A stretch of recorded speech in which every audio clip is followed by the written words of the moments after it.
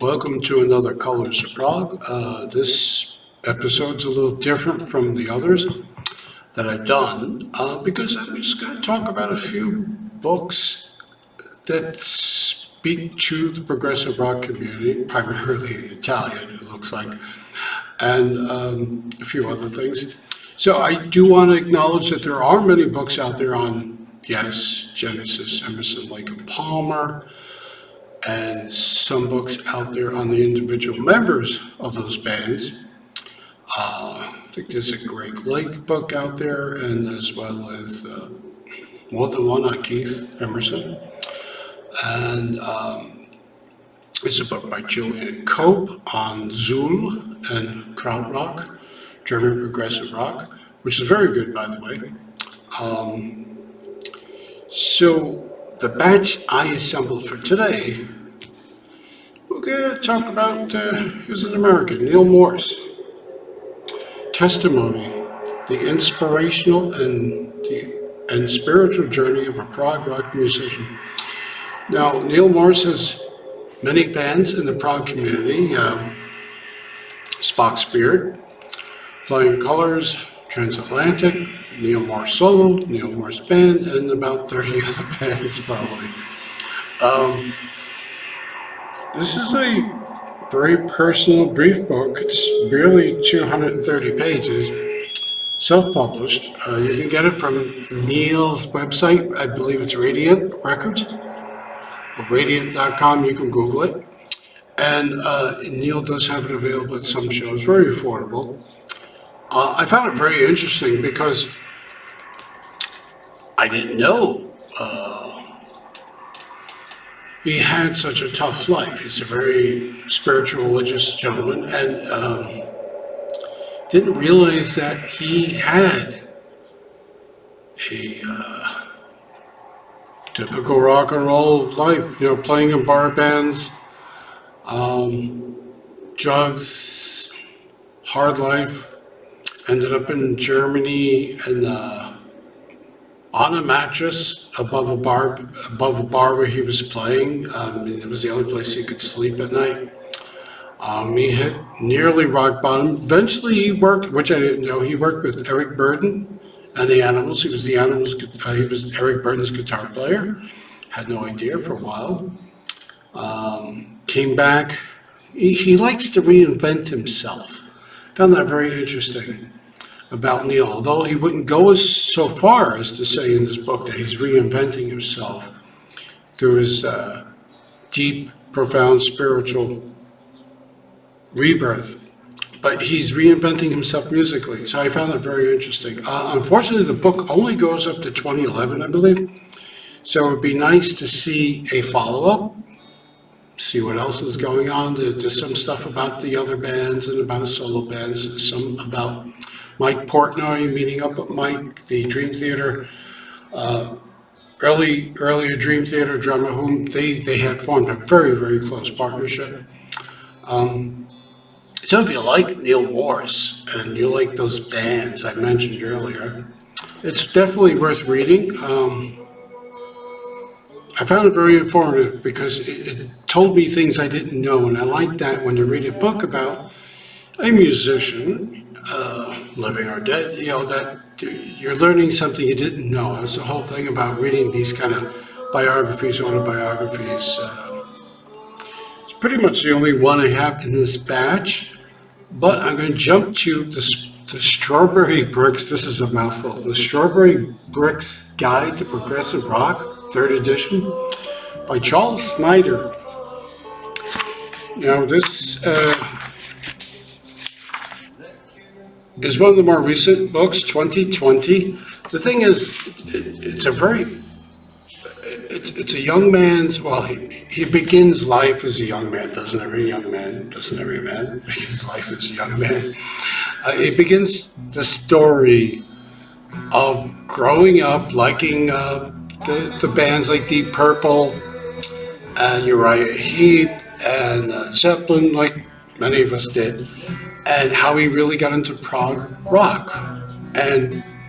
But pretty much this book he calls it a timeline. So he goes from 67 to 82, which I found very interesting because he cuts it off at 82 with just a few albums, and he's very selective. It's like this gentleman's very personal diary of his favorite prog rock albums. It's good. It's good. It's, you know, you have German bands, Italian bands, quite a few Italian bands, Canadian, Kayak, Leorme appears, Barclay James Harvest, Gryphon, John Anderson. He really likes Yes, but he will say if he really didn't like an album, which is very curious. I wish he would have went further, since the book again was updated in 2020. He probably went through it again and just did some corrections. So it's by year instead of by alphabetical by band. So, but there is an index. Thank God for indexes. And so I found it useful for some things. And again, it's what somebody's very personal opinion, but that's what it's all about, right? I'm talking about music most of the time. It's my opinion, but I think I'm keyed into what a lot of people like, and for the most part, at least I hope it is. So it's an interesting band. There's a few Japanese bands in here too, like Far East, and which is playing in the background. So you can get that through strawberrybricks.com or through Amazon, Create Space. They'll print it for you and ship it to you. I love the thing about Create Space is actually, it will say when it was actually printed for you. Pretty cool. I think the price was about between 25 and 30 USD. Now, let's go on to Andrea Parentin's Rock Progressive Italiano, an introduction to Italian progressive rock. I really like this one.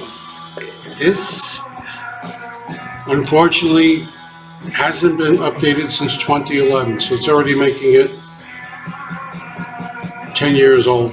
And it's almost indispensable for the RPI, Rock Progressivo Italiano, the RPI lover, because what Andrea did was he collected clippings and journals and rock magazines in Italian. And so we have all these snippets of comments of the day, of the time period, from a variety of RPI musicians and bands.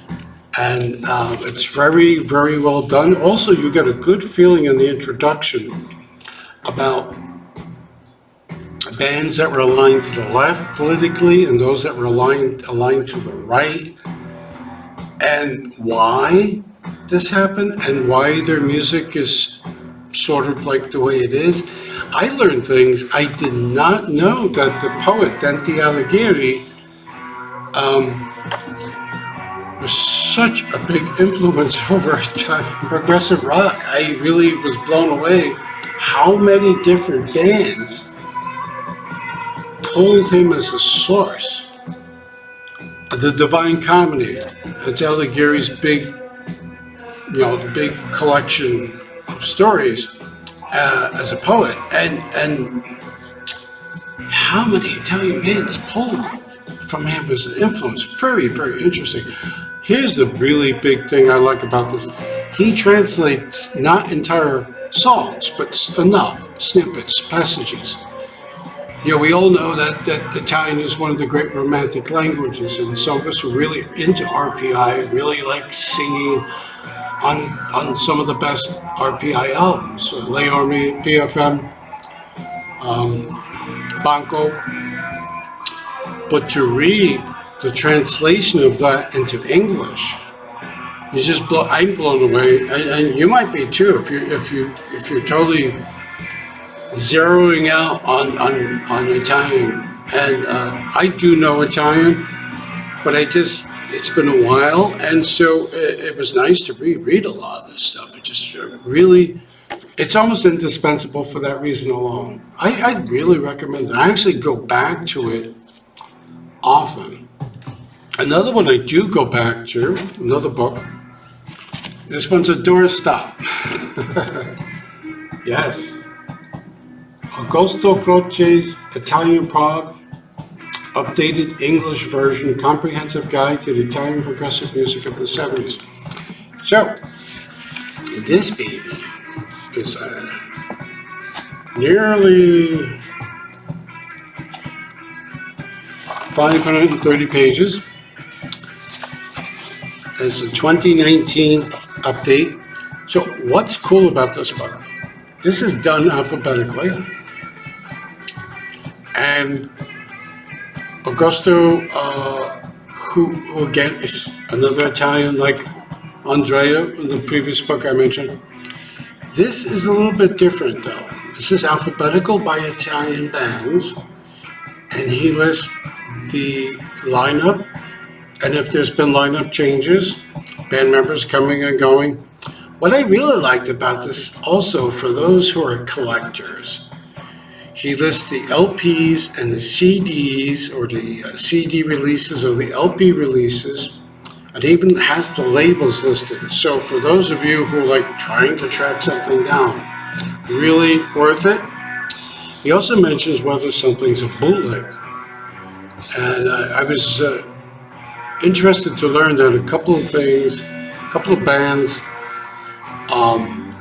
releases have been on suspect labels, and there actually are bootlegs because the labels didn't have true access to the original tapes or the vinyl masters.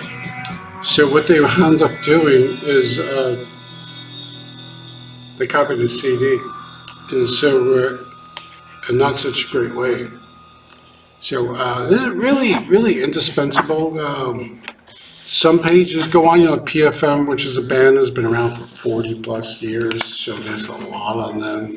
Banco, Delirium. There's some illustrations, It's what it would have been nice if the visual reproductions would have been a little bit better, but hey, it's for what is in here, definitely worth it. I think every RPI fan should have this. I think it's about 30 USD on Amazon. Again, not showing them. What else is really good about this? I also found that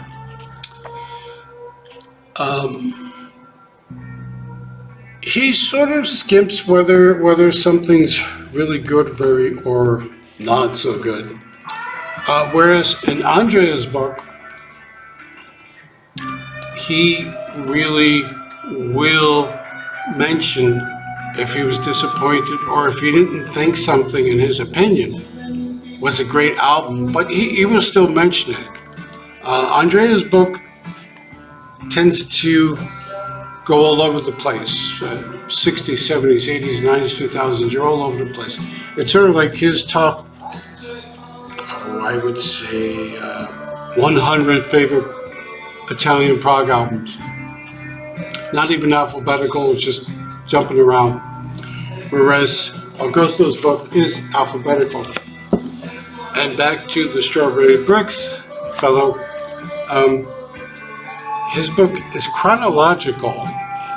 So in we have Kraftwerk in 1973, next to Guru, next to ELP's Brain Salad Surgery, next to Frippin' Eno's No Pussyfooting, Gentle Giant, Gone. It's like November, December. It must have been when he collected these albums and started taking notations. So, 4 really good books for your summer reading. We're still in the thick of things with a couple more months to go. The Neal Morse I recommend for those who are really into Neal Morse, and if you're not, you might be interested to read about Neal, but if you really just like Neal, well, then I get it, right? But RPI, Rock Progressivo, Italiano, and Italian Prog, I really recommend. if you hear in the background, it's Japanese Prog. And it's far out, literally. This is actually a German re-release of the very rare Far Out album on the Buy or Die Records. I love these labels. And Nihonjin and Too Many People were pretty much a side each on the original vinyl. So it has about 10 or so bonus tracks, and they are the Came Down to Earth from the Far East Family Band, which I will be discussing in an upcoming episode, when I'll be discussing more about the Far Out Family Band and Far Out, and the Far East Family Band, and I'm already confused. Anyway, stay cool. The summer's all over there, all over the world, and got some summer reading for you. Hope you guys enjoy it. It's a little different. Peace out.